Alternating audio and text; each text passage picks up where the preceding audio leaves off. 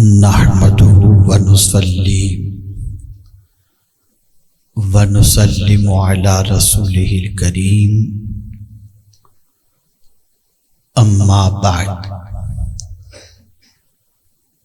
فاعوذ بالله من الشيطان الرجيم بسم الله الرحمن الرحيم اللہ الذی خلق سبع سماوات ومن الارض مثلہن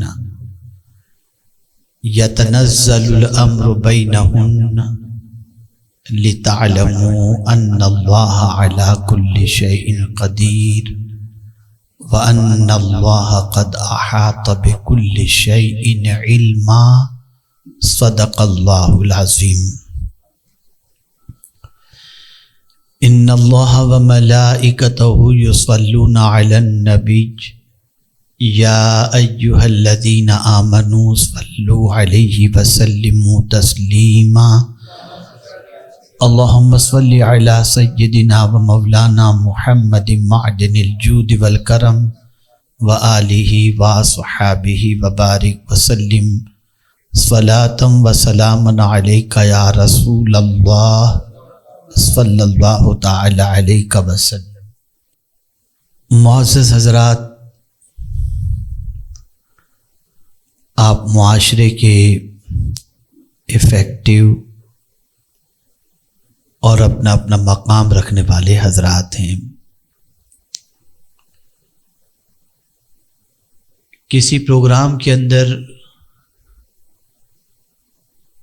لاکھوں غیر تعلیم یافتہ لوگوں کے سامنے گفتگو کرنا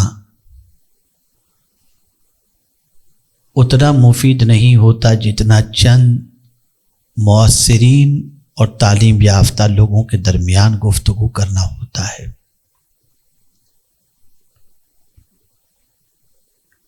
اس لیے کہ معاشرے کے اندر پروفیشنل لوگ، تعلیم یافتہ لوگوں کا ایک مقام اور ایک اسٹینڈرڈ ہوتا ہے، اور اس مقام کو پانے کے لیے ہر آدمی اپنی جد و جہد کر کے، رات کی نیندیں قربان کر کے، ایجوکیشن حاصل کر کے، فن میں مہارت حاصل کر کے اس مقام تک پہنچنے کی وہ کوشش کرتا ہے، اور تب جا کر وہ اس مقام پر پہنچتا ہے۔ آپ میں سے بہت سارے ڈاکٹر ہوں گے، بہت سارے دیگر پروفیشن سے جڑے ہوئے ہوں گے، اور اس میں کوئی شک نہیں کہ بے شمار لوگ آپ کے ساتھ روزانہ انٹریکشن کرتے ہوں گے، آپ ان سے ملتے ہوں گے، اور زیادہ تر آپ کی بات لوگ سنتے اور سمجھتے ہوں گے۔ آپ کی طرف سے پیش کی جانے والی فکروں کو وہ دل و دماغ میں اتارنے کی کوشش کرتے ہوں گے، اور یہ کہتے ہوئے بھی دکھائی دیں گے کہ اتنے بڑے عہدے پر اور اتنے بڑے مقام پر جو بندہ فائز ہے، وہ اپنے تجربے کی روشنی میں کوئی بات کر رہا ہے تو اس کی بات کو ماننا چاہیے۔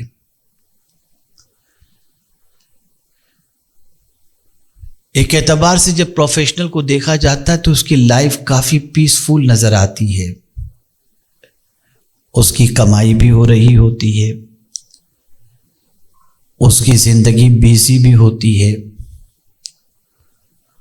اور ساتھ ہی ساتھ وہ اپنے منصوبوں کو عملی جامہ پہنانے کے لیے جد و جہد جب کرتا ہے تو جو اس کا ٹارگیٹ ہوتا ہے، اس ٹارگیٹ کو اچیو بھی کسی حد تک وہ کرتا ہوا نظر آتا ہے۔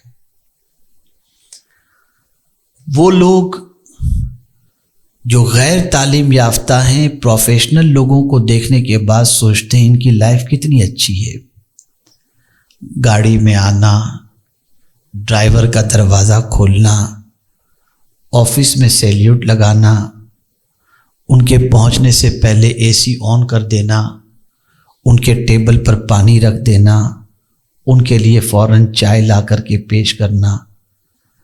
تو ایک آرڈینری انسان جب اس کو دیکھتا ہے تو محسوس کرتا ہے کہ ان کی لائف بڑی پیسفل ہے اور بڑی سکسیسفل ہے۔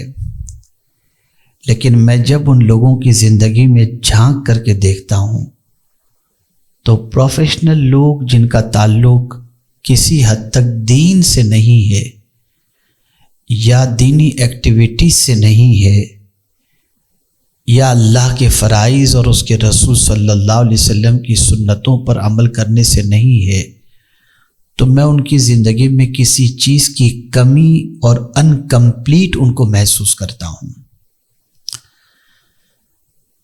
اور عمومی طور پر پروفیشنل لوگ اپنے کام میں اتنے بیزی ہو جاتے ہیں کہ نہ انہیں فیملی کو ٹائم دینے کا وقت ملتا ہے، نہ بچوں کے حوالے سے۔ اور کبھی ایسا بھی ہوتا ہے کہ ایک پڑھا لکھا انسان جب شادی کرنا چاہتا ہے تو وہ بھی ایسی ہی لڑکی ڈھونڈتا ہے جو پروفیشنل ہو، پڑھی لکھی ہو۔ پھر یہ ہوتا ہے کہ میاں بیوی دونوں باہر جاب کرتے ہیں یا کام کرتے ہیں یا کلینک چلاتے ہیں، اور بچے کام والوں کے ہاتھوں پر بڑے ہوتے نظر آتے ہیں۔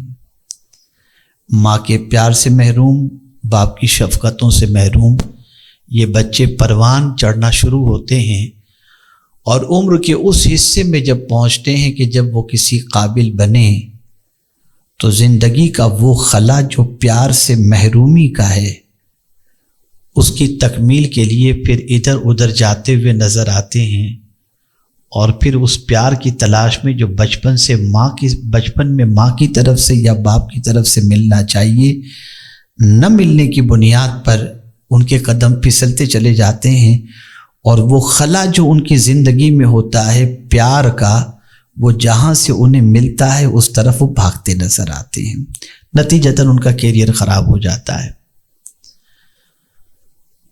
آج مجھے آپ کو یہ سمجھانا ہے کہ ایز اے پروفیشنل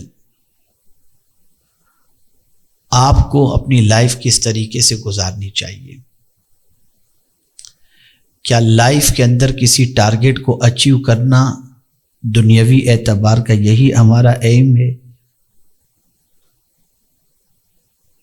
یا مال و زر یا بنگلو یا اچھی کار اور اپنی شان و شوکت حاصل کرنا یہی ہماری زندگی کا مقصد ہے؟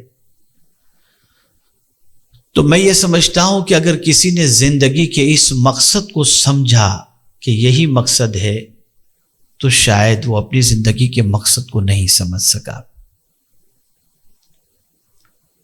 زندگی کا مقصد یہ نہیں ہے، زندگی کا مقصد یہ ہے کہ ہم اس زمین پر آئے ہیں، اللہ نے ہم کو اس زمین پر پیدا کیا، تو ہم اس چیز کو جاننے کی کوشش کریں کہ ہمارا کریٹر کیسا ہے، ہمارا پیدا کرنے والا کیسا ہے۔ ریسرچ کا دور چل رہا ہے، ہر ایک چیز کی ریسرچ ہو رہی ہے، مٹی لال ہے تو کیوں، کالی ہے تو کیوں، ہر چیز کی ریسرچ ہو رہی ہے، اور اس ریسرچ کے اندر دنیا نہ جانے کتنے اخراجات کا بوجھ اپنے اوپر برداشت کرتی ہوئی نظر آتی ہے، لیکن دنیا کی چیزوں کی ریسرچ میں انسان اتنا گم ہو گیا کہ ہر چیز کے بارے میں جاننے کی کوشش کرتا ہے کہ یہ چیز کیوں پیدا کی گئی، لیکن اپنے بارے میں جاننے کی کوشش نہیں کرتا کہ مجھے کیوں پیدا کیا گیا۔ یہ لائف کی وہ کڑی سچائی ہے اور حقیقت ہے جس کو نہ جاننے کی وجہ سے انسان آج پریشانیوں کا شکار ہے۔ کیا یہ سچ نہیں کہ دنیا میں ریسرچ اور ایجوکیشن کے اعتبار سے، ماڈرن ایجوکیشن کے اعتبار سے ویسٹرن ورلڈ کا اپنا ایک مقام ہے؟ مجھے یاد ہے کہ کینیڈا میں ایک بچی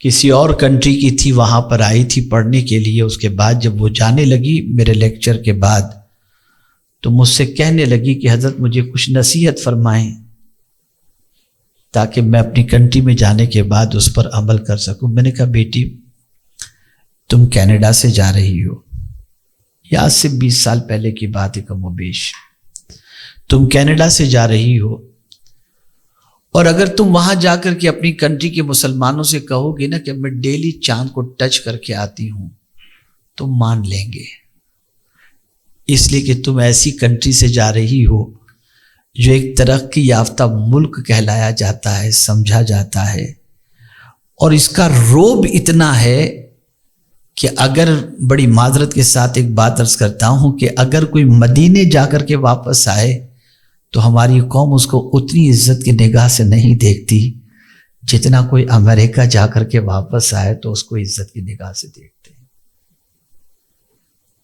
سوچ بدلی ہوئی ہے، مینٹلیٹی بدلی ہوئی ہے، اور ہم نے ایک روب تسلیم کر لیا ہے کہ اس ورلڈ کے اندر جتنے بھی ہیں وہ سپر ہیں ہر اعتبار سے۔ لیکن میں آپ کو بتاؤں ویسٹرن ورلڈ کے اندر اس میں کوئی شک نہیں کہ دنیاوی ایجوکیشن کے اندر ان کا اپنا مقام ہے، لیکن کبھی آپ نے یہ جاننے کی کوشش کی کہ سب سے زیادہ ڈپریشن کے شکار اور اسٹریس کے شکار آپ کو ایشیا میں کم ملیں گے، ویسٹرن ورلڈ کے اندر زیادہ ملیں گے۔ ہر چوتھا آدمی اسٹریس کا شکار ہے، ڈپریشن کے اندر پاگل ہو رہے ہیں، عجیب زندگی ہے۔ میں تو ابھی 2 مہینے تک مسلسل امریکہ، UK، ترکی، بغداد یہ سب ہو کر کے ابھی 2-4 روز پہلے ہی میں حاضر ہوا ہوں کم و بیش۔ وہاں دیکھیں کسی کے چہرے پر آپ کو سکون نظر نہیں آئے گا۔ ریزن کیا ہے؟ میاں کمانے میں لگے ہیں، بیوی کمانے میں لگی ہے، بچے اپنے سے خود بڑے ہو رہے ہیں، اور سچویشن یہ ہے کہ ماں باپ بھی اگر بچوں سے ملنا چاہیں تو انہیں 3-4 ویک پہلے اپنے بچوں کو میسج کرنا پڑتا ہے کہ فلاں تاریخ کو ہم آئیں، تو آپ کا کوئی شیڈول بزی تو نہیں، ہم آ سکتے ہیں۔ یہ زندگی بن چکی ہے۔ پڑوس میں رہنے والا 20 سال سے رہ رہا ہے تو پتہ بھی اس کا نام بھی نہیں معلوم کہ یہ کون ہے۔ سیلفش، ہر آدمی سیلفش ہے وہاں پر، سب کو اپنی پڑی ہے، کسی کی فکر نہیں ہے، ایون اپنی اولاد کی بھی۔ تو کہنے کا مقصد یہ کہ سب کچھ تو ہے وہاں پر، ایجوکیشن ہے، ڈالر ہے، ترقی ہے، سارے اسکوپس ہیں، پھر اس کے بعد وہ لوگ پریشان کیوں ہیں؟ ایک خلا ان کی زندگی میں مسنگ ایک چیز کی، اور وہ مسنگ ہے رب سے ان کا کنیکشن ٹوٹ چکا ہے، عبادت سے کنیکشن ٹوٹ چکا ہے۔ اس لیے کہ میں آپ کو بتاؤں کہ ہمارا یہ جو اسٹرکچر ہے نا، ایک ہے ہمارا وجود اور ایک ہے ہماری روح۔ جسم اور روح کے سنگم سے انسان کی زندگی ہے۔ جسم بیکار ہے اگر اس کے اندر روح نہیں، کسی کام کا نہیں، چاہے لہیم شہیم کیوں نہ ہو، لیکن اگر جسم سے روح نکل گئی تو اس کا وجود کسی کام کا نہیں۔ ایسا ہو جاتا ہے کہ اسے جس طرف ہلا وہ ہلتا ہے، جس طرف بٹھا وہ بیٹھ جاتا ہے۔ روح نکل گئی تو آپ دیکھتے ہیں مردے کو آدمی نہلاتا ہے، اور مردہ اتنا بے بس ہوتا ہے کہ اپنے ہاتھ سے کفن بھی نہیں پہن سکتا۔ تو پتہ چلا روح ایک چیز ہے، اور روح ہمارے جسم کے اندر ہے۔ دونوں کی الگ الگ غذائیں ہیں، جسم کی غذا الگ ہے، روح کی غذا الگ ہے۔ اگر آپ کے جسم کو غذا نہ پہنچے تو آپ مرنے کے قریب پہنچ جائیں گے، اور روح کو اگر غذا نہ پہنچے تو روح بھی مرنے کے قریب پہنچ جائے گی۔ اصل میں جسم سب کچھ نہیں ہے، روح سب کچھ ہے۔ ہم نے جسم کو سب کچھ سمجھ لیا، حقیقت میں روح سب کچھ ہے۔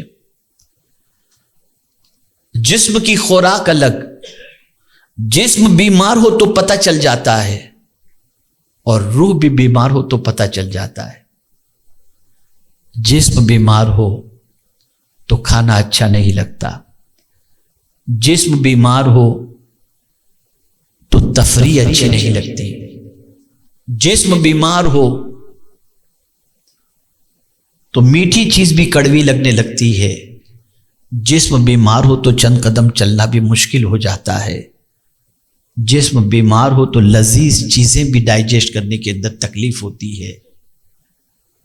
تو جسم بیمار ہے، اس کا پتہ اس طرح سے چلتا ہے کہ منہ کڑوا ہو کھانا اچھا نہ لگے تو پتہ چلتا ہے کہ بخار ہے، ہاتھ نہ اٹھ رہا ہو تو پتہ چلتا ہے کہ ہاتھ میں کوئی تکلیف ہے، نظر نہ آتا ہو تو سمجھ میں پتہ چلتا ہے، آ جاتا ہے کہ آنکھ میں کوئی تکلیف ہے، کان سے کوئی چیز سنائی نہیں دیتی تو سمجھ میں آ جاتا ہے کہ کچھ تکلیف ہے ہمارے کانوں کے اندر۔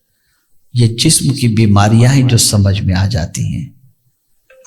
اب اس کا اپنا ایک علاج ہے، جسم کا علاج ہے۔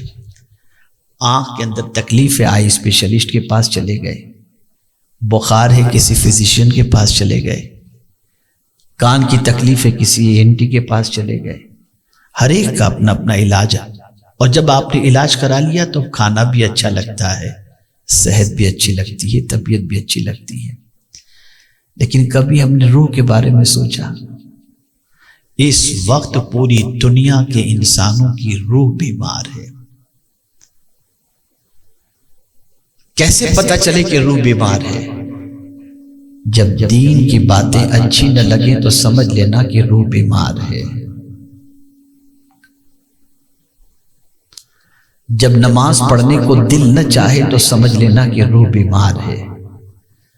جب سنت نبوی پر عمل کرنا بوجھ بن جائے تو سمجھ لو کہ روح بیمار ہے۔ جب قرآن کی آیتیں سننے کے بعد یہ لگے کہ جلد بند ہو تو سمجھ لینا روح بیمار ہے۔ تو یہ روح کی بیماری ہے، اور ہم روحانی اعتبار سے بیمار ہوتے جا رہے ہیں۔ یہ بیماری بڑھتی جا رہی ہے کہ پہلے ایسا تھا کہ طبیعت بے قرار ہوتی تھی تو نماز پڑھتے تھے، اب نماز پڑھتے ہیں تو طبیعت بے قرار ہو جاتی ہے کہ مولانا جلدی سے ختم کریں تو بھاگیں ہم۔ پہلے مسجد کی سچویشن ایسی تھی کہ آدمی بے چین ہوتا تھا، جلدی چلا جاتا تھا اور جا کر کے تھوڑی دیر بیٹھ کر تسبیح پڑھ لیتا تھا، طبیعت کو قرار مل جاتا تھا۔ اب سچویشن بدل گئی کہ اب مسجد میں جماعت کے وقت جمعہ کو پہنچتا ہے اور اس سے پہلے کہ امام صاحب دعا کریں فوراً سلام کے بعد اٹھ کے بھاگ جاتا ہے۔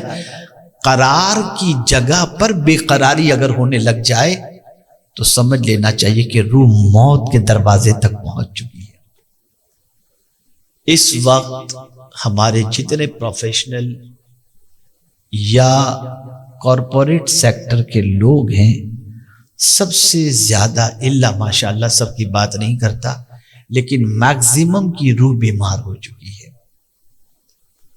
ان کی زندگی میں آپ دیکھیں، میں ایک پبلک فگر ہوں، مذہبی رہنما کی حیثیت سے دنیا مجھے سمجھتی ہے، ہر طبقے کے لوگ میرے پاس آتے ہیں۔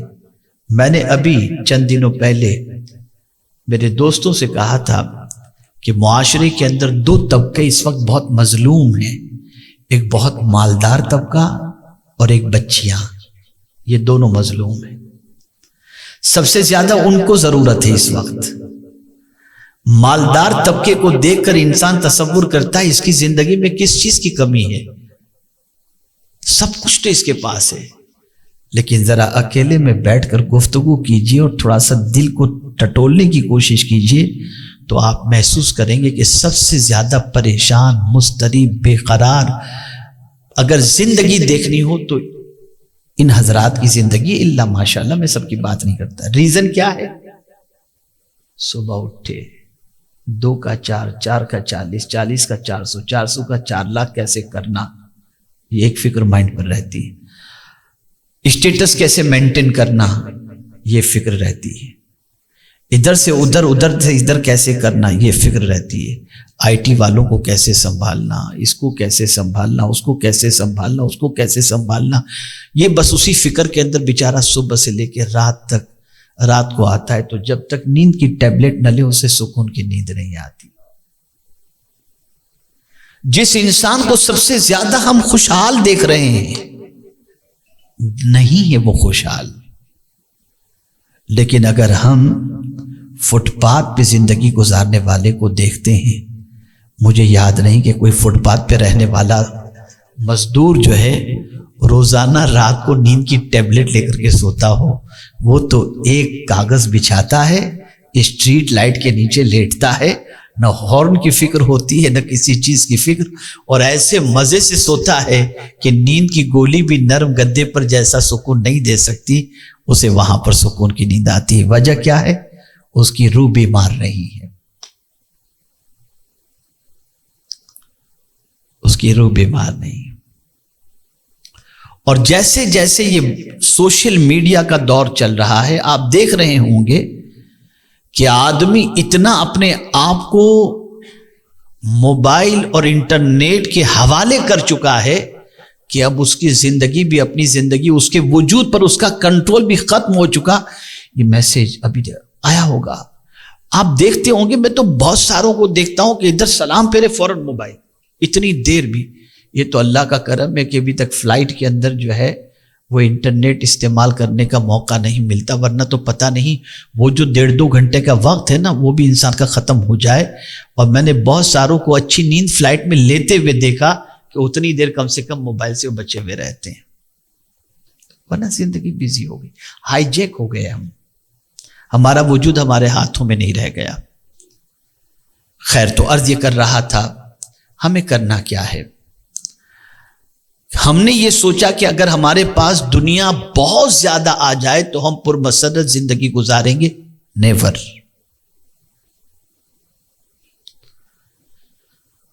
دنیا کی ساری چیزوں کے ملنے کے بعد بھی انسان پرسکون زندگی نہیں گزار سکتا اس وقت تک جب تک کہ اس کی روح کو اس کی غذا نہ پہنچائی جائے، اسے سکون نہیں مل سکتا۔ روح کی غذا شاید آپ یہ سمجھتے ہوں کہ نماز، روزہ، حج و زکوٰۃ، تلاوت، یہی ڈیفینیٹ یہ ہیں، لیکن کچھ اور بھی روح کی غذائیں ہیں۔ ایگزامپل کے ذریعے سمجھاؤں گا، بات سمجھ میں آئے گی۔ آپ کے سامنے کھانا پڑا ہوا ہے، بہت اچھی ہوٹل کا کھانا ہے، آپ کے پاس وہ کھانا روز ہوٹل میں کھانے جانے کی آپ طاقت بھی رکھتے ہیں، آپ کو بھوک بھی لگی ہے اور بہترین کھانا آپ کے دسترخوان پر ہے۔ اچانک ایک بہت لاغر، ناتواں، بھوک کا پریشان حال بندہ آپ کے سامنے آ گیا، ہاتھ جوڑ کے کہتا ہے بہت بھوکا ہوں، مجھے کچھ کھلا دو۔ آپ شش و پنج کے اندر ہے، میں دے دوں یا کھا لوں، دے دوں یا کھا لوں۔ آپ کے ضمیر نے آپ کو آواز دی دے دو۔ آپ نے سارا وہ اچھا کھانا اٹھایا، لو کھا لو، یا تم ادھر آؤ، بیٹھ جاؤ، پیٹ بھر کر کے کھا لو۔ آپ نے ادھر کاؤنٹر پر بتا دیا یا ویٹر کو بتا دیا جتنا اس کو چاہیے کھانا کھلا دو۔ آپ پانی پیے، پیمنٹ آپ نے کر دیا، اور اس کے بعد آپ چلے گئے۔ آپ نے سوچا کہ میں کل کھا لوں گا۔ آج آپ گھر جائیں گے نا تو آپ کو سکون کی نیند آئے گی، اس لیے کہ اس وقت سکون کی نیند کے لیے آپ کو ٹیبلٹ کی اس لیے ضرورت نہیں پڑے گی کہ جس بھوکے کو آپ نے کھانا کھلایا نا، وہ آپ کے لیے دعا کر رہا ہے، آپ کے اطمینان کے لیے دعا کر رہا ہے، اور آپ نے انسانیت کا مظاہرہ کر کے اپنے دل کو سکون کی دولت اور اس کی غذا اس کو عطا کر دی، اس لیے کہ روح کو سکون انسانیت کے اظہار کی بنیاد پر ہوا کرتا ہے۔ حضور صلی اللہ علیہ وسلم نے 40 سال تک انسان بنائے۔ کتنے سال تک؟ 40 سال تک انسان بنائے۔ مسلمان تو 23 سال میں بنائے حضور نے، لیکن انسان بنانے میں حضور نے 40 سال لگائے۔ 63 ایئرس کی حضور صلی اللہ علیہ وسلم کی ایج میں 40 ایئرس حضور صلی اللہ علیہ وسلم نے صرف انسان بنایا۔ کیسے غریبوں کی مدد کی جائے، کیسے بھوکوں کو کھانا کھلایا جائے، کیسے پریشان حالوں کا مال اٹھایا جائے، کیسے مزدوروں کو جو ہے مزدوری دی جائے، کیسے غلاموں کو آزاد کرایا جائے۔ یہ ساری چیزیں انسانیت کا سبق، انسانوں کو انسان بنانے میں حضور نے 40 سال لگا دیے۔ اور کیسا انسان بنایا؟ جو باپ اپنی بچی کو اپنے ہاتھوں سے زندہ زمین میں دفن کرتے تھے، ان کی زندگی کے اندر ایک تڑپ پیدا کر دی کہ پہلے ایسا تھا، بچی پیدا ہوتی تو زندہ زمین میں دفن کرتے تھے، اور حضور نے ایسا انسان بنا دیا تھا کہ پھر بچی کو دفن کرنے کی یاد آ جاتی تو آنکھوں سے آنسو نکلنا شروع ہو جاتے تھے. یہ درد حضور نے پیدا کیا، یہ انسانیت. تو روح کو اس کی غذا پہنچاؤ. انسانیت کا سبق ہم لوگوں کو سکھائیں. اب آئیے میں آپ کو سمجھاؤں. اللہ ارشاد فرماتا ہے، اب یہ ابتدا ہو رہی ہے آج کے سمجھ لیجئے کہ آج کی گفتگو کی، کہ کہاں سے ہم کو اسٹارٹ کرنا تاکہ ہمارا زندگی کا سفر آسانی سے کٹ سکے. سورۃ الطلاق کے اندر اللہ عز و جل ارشاد فرماتا ہے، اللہ الذی خلق سبع سماوات، اللہ جس نے 7 آسمان کو پیدا فرمایا.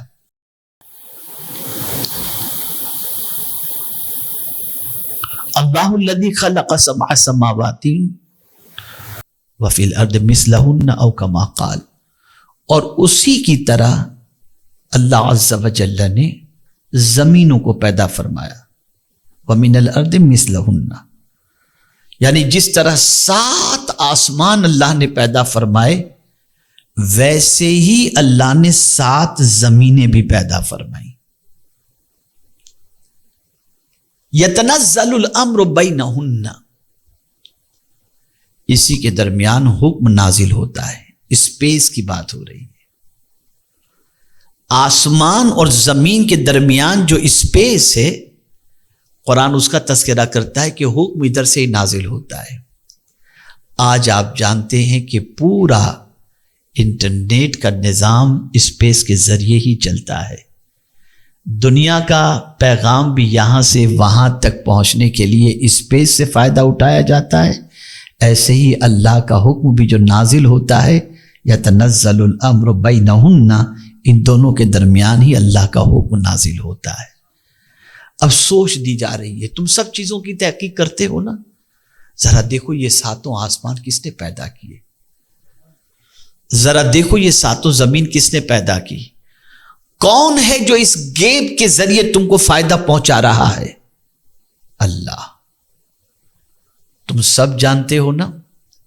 سب سے پہلے یہ جانو، یہ گیپ، یہ آسمان، یہ زمین اللہ نے پیدا فرما کر فرمایا لِتَعْلَمُوا، تاکہ تم جانو ان اللہ علی کل شیء قدیر، کہ بے شک اللہ ہر چیز پر قادر ہے.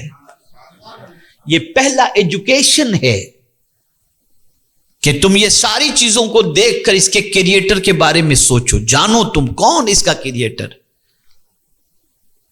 ایک روف ہم بناتے ہیں تو 30 سال کے بعد اس کو بدلنے کا معاملہ ہوتا ہے. 40 سال کے بعد پانی ٹپکنے لگتا ہے اور ہمیں روف چینج کرنے کی ضرورت پیدا ہوتی ہے. میرے مالک تیری عظمتوں پر قربان، جب سے تو نے آسمان بنایا آج تک بدلنے کی ضرورت ہی نہیں ہوئی. ایک نہیں 7 آسمان تو نے بنائے، جب سے بنائے تب سے ہیں، کوئی بدلنے کی ضرورت نہیں. اور پھر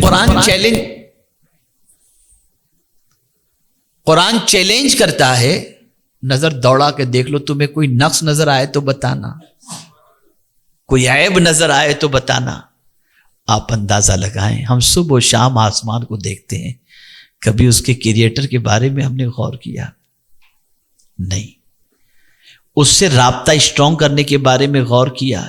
نہیں. کبھی اس کی یاد کے بارے میں ہم نے غور کیا؟ نہیں. ہمیں سب کی یاد کا ٹائم ہے، رب کی یاد کا ٹائم نہیں. اور رب کی یاد ہی دل کو سکون عطا کر دیتی ہے، اور رب کی یاد ہی دل کے اندر اطمینان کی دولت پیدا کر دیتی ہے. تو قرآن کہتا ہے لِتَعْلَمُوا، تاکہ تم جانو. اور یہ جو کہا گیا ان اللہ علی کل شیء قدیر، بے شک اللہ ہر چیز پر قادر ہے.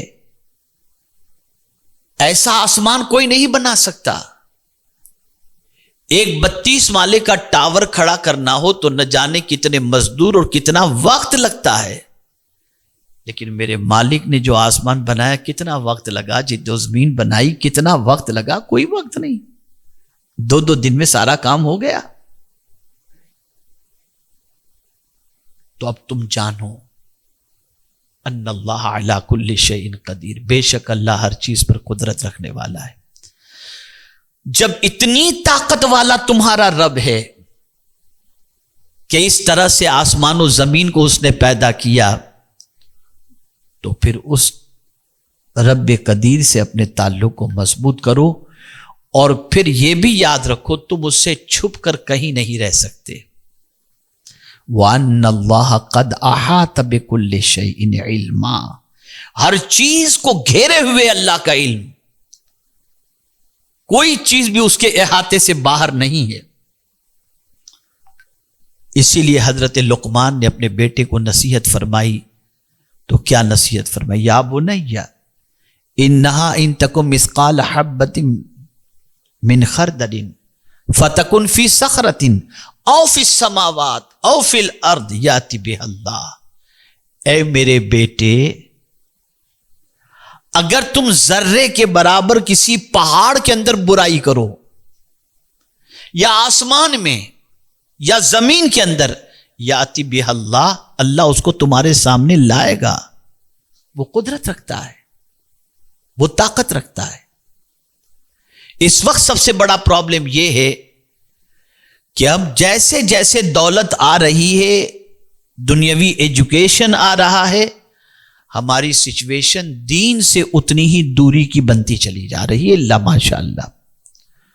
بلکہ اگر برا نہ لگے تو ایک بات عرض کروں، بہت کم ایسے لوگ ہوں گے جو دین پر عمل کرنے میں پراؤڈ فیل کرتے ہوں، میکزیمم دین پر عمل کرنے میں شیم فیل کرتے ہیں، شرمندگی، سوچتے پتہ نہیں لوگ کیا سوچیں گے،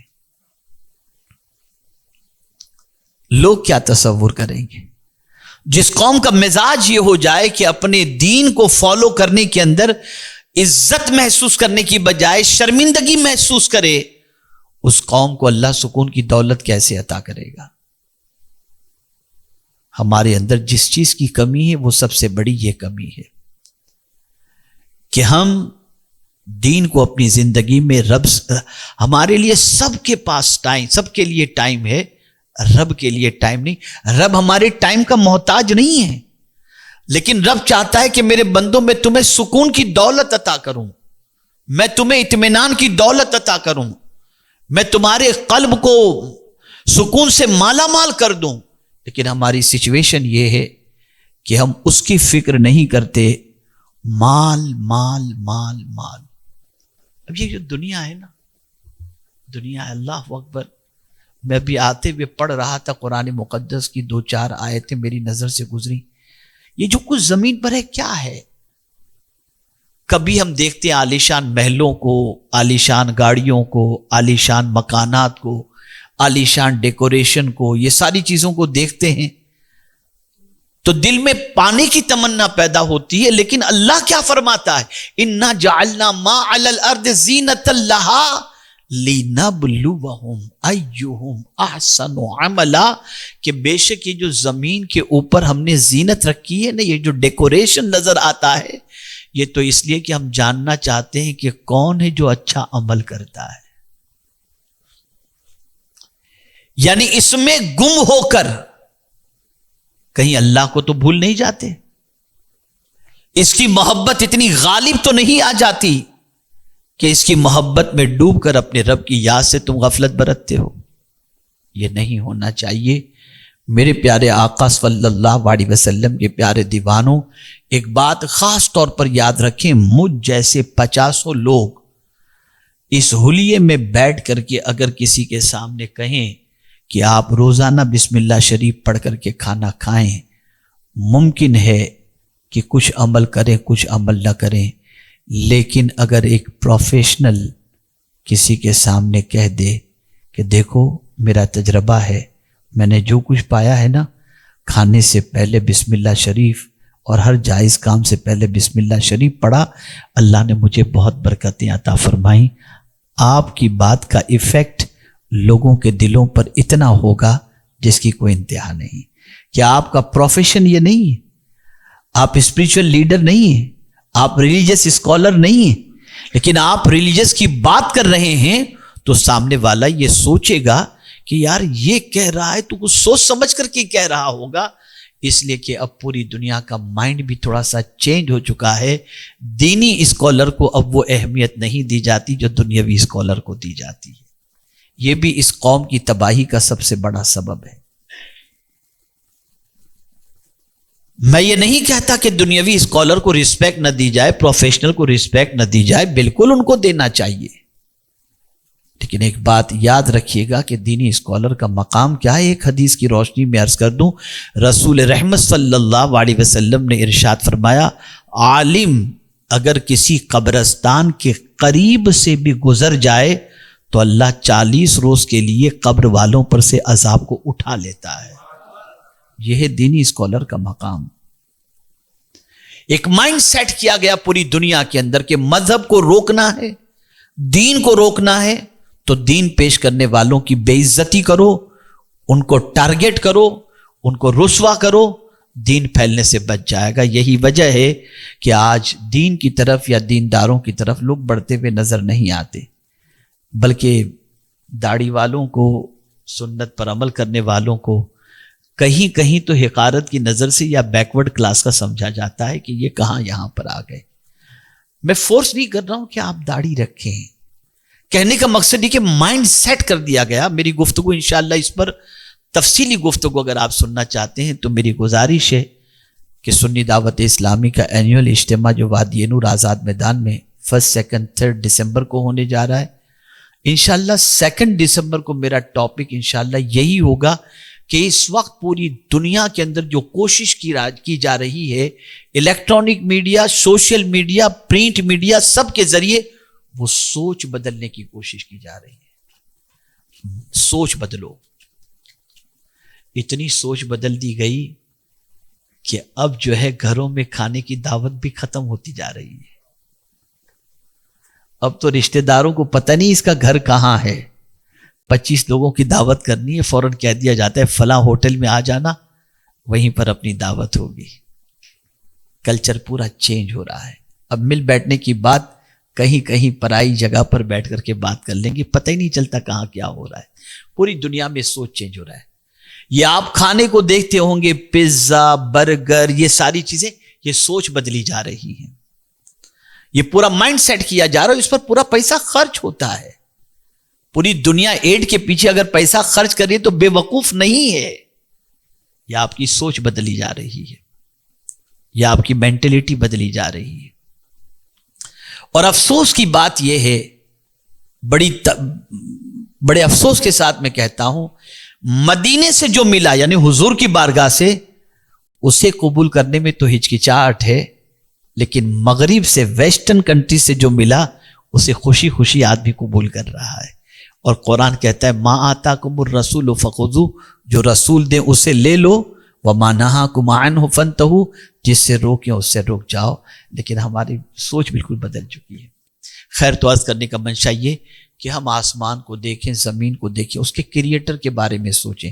اور جب کریٹر کے بارے میں ہم جانتے ہیں کہ اس کا کریٹر اللہ ہے، خالق اللہ ہے، پیدا کرنے والا اللہ ہے، تو پھر ہم اس کی بارگاہ میں جھکیں، اس کے لیے وقت نکالیں، اس کو یاد کریں، اس کے فرمان پر عمل کریں، اس کے بتائے ہوئے راستے پر زندگی گزاریں، اور اپنی زندگی کے اوقات میں سے کچھ وقت اس کی یاد کے لیے نکالیں.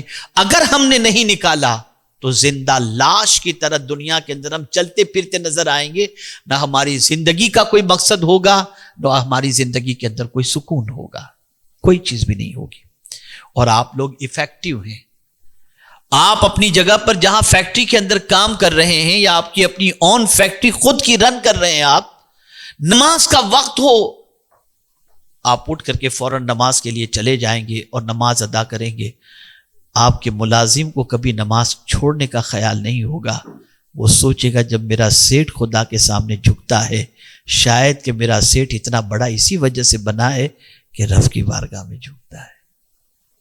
اس کے اندر یہ چیز پیدا ہوگی. آپ فیکٹری میں پہنچنے کے بعد قرآن شریف کی تلاوت کر رہے ہیں، آپ اپنی آفس میں بیٹھ کر کے پانی پی رہے ہیں، آپ سلام کر رہے ہیں، آپ اللہ کا ذکر کر رہے ہیں، آپ درود شریف پڑھ رہے ہیں. ایک کلچر کریٹ ہوگا، آپ کو بھی سکون ملے گا، اور آپ کا ایفیکٹ آپ کے ماتحت والوں کے اوپر ضرور پڑے گا. مجھے یاد ہے کہ انگلینڈ کے اندر گارمنٹس کے ایک بہت بڑے بزنس مین ہیں، اگر یہ کہا جائے تو غلط نہ ہوگا کہ کتنی دولت ہے ان کے پاس، اس کو شمار کرنا بھی مشکل ہوگا. لیکن ان کی ایک ہابی،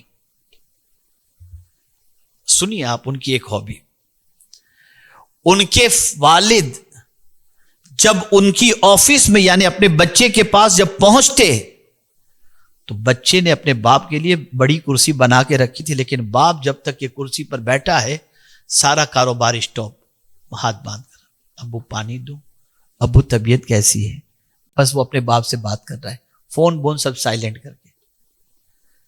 بڑے سے بڑا کسٹمر آ جائے وہ اپنے باپ سے بات کرنے کے اندر ہی مگن ہے، کسی کو ٹائم نہیں دیتا وہ. نتیجتاً اس باپ کی دعا نے اسے وہ مقام عطا کیا، اتنی ترقی عطا کی جس کی کوئی انتہا نہیں. اور سڈنلی ابھی چند سالوں پہلے اس کے والد کا انتقال ہوا، تو آپ کو حیرت ہوگی کہ والد کے انتقال کے بعد ان کی پوری انڈسٹری جو ہے اس کا وہ چام ختم ہو گیا جو پہلے تھا. تو وہ کہتے تھے کہ میرے پاس جو کچھ تھا وہ میرے باپ کی خدمت کی بنیاد پر تھا. اور اسے روحانی سکون ملتا ہے، اطمینان کی دولت ملتی ہے. عرض کرنے کا منشا یہ ہے کہ جن جن ریلیشن کو پرائیورٹی دینے کا حکم دیا گیا ان کو پرائیورٹی دیں، جن ریلیشن کو مینٹین کرنے کا حکم دیا گیا ان کو مینٹین کریں. مجھے حیرت ہوتی ہے، ہمارے بہت سارے ساتھی موبائل پر اتنا وقت دیتے ہیں کہ بیوی بچوں کے پاس بھی، یعنی اب تو ایسی پوزیشن ہو گئی، میاں ادھر بیٹھے ہیں بیوی ادھر بیٹھی ہے، دونوں اپنے موبائل میں لگے ہوئے. میں اتفاق سے ایڈیس میں تھا، لانچ کے اندر بیٹھا ہوا تھا، سوچ تھوڑی سی میری بنی، میں دیکھو تو صحیح لانچ میں لوگ کیا کر رہے ہیں. میاں بیوی بیٹھے لیکن دونوں اپنے اپنے موبائل میں لگے ہوئے، کوئی کسی سے بات کرتا ہوا مجھے نظر نہیں آیا. بس ایک آرٹسٹ میں نے دیکھا کہ جس کے ساتھ لوگ فوٹو کھنچوا رہے تھے، باقی جتنے بھی لانچ کے اندر بیٹھے تھے کوئی اپنا آئی پیڈ اور لیپ ٹاپ لے کر بیٹھا ہوا ہے، کوئی موبائل لے کر کے بیٹھا ہے، کوئی کسی سے بات نہیں کرتا.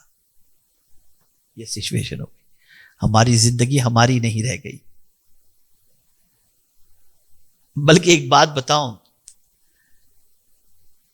آدمی گھر سے نکلتا ہے بن سنور کر، دیکھیے سوچ میں آپ کو بتاؤں، بن سنور کر نکلا، مجھے فلاں فنکشن میں جانا ہے، کوٹ کیسا ہونا چاہیے، جوتے کیسے ہونے چاہیے، شیونگ برابر ہے کہ نہیں ہے، سب پوری طریقے سے تیار ہوا، اچھی طریقے سے آئینے میں 10 مرتبہ اپنے کو دیکھا، اور جب اسے اطمینان ہوا کہ یہ کوٹ یہ پینٹ مجھے اچھی لگ رہی ہے، میرے جسم پر اچھا لگ رہا ہے یہ ڈریس، اس کے بعد وہ نکلا.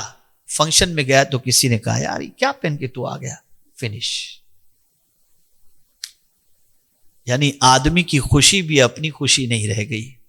کوئی ہنسائے تو ہنستا ہے، کوئی رلائے تو روتا ہے. ارے بھائی تم تیار ہو کر کے آ گئے، کوئی کچھ بھی کہ تمہیں کسی کو کیا دیکھنا ہے، تمہیں اچھا لگ رہا تھا تم تیار ہو کر کے آئے نا، تم نے 10 مرتبہ اپنے آپ کو سیٹ کیا اس کے بعد آئے. لیکن اب ہم اپنے بھی نہیں رہ گئے، ہماری خوشی بھی اپنی نہیں رہ گئی.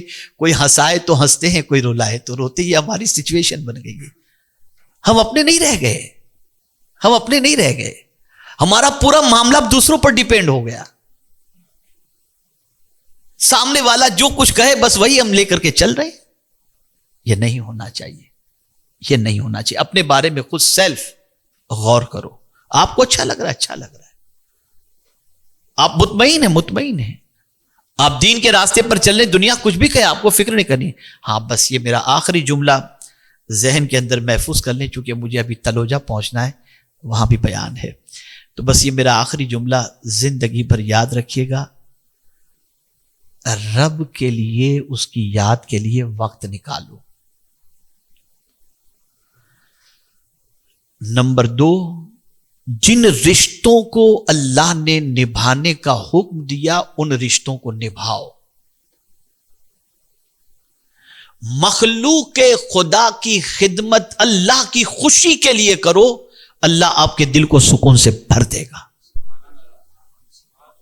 اور دوسری چیز اور آخری، اسے کبھی مت بھولیے گا، اسلام کی آئیڈیالوجی اور ویسٹ کی آئیڈیالوجی میں فرق ہے. اسلام کی آئیڈیالوجی الگ ہے، ویسٹ کی الگ ہے.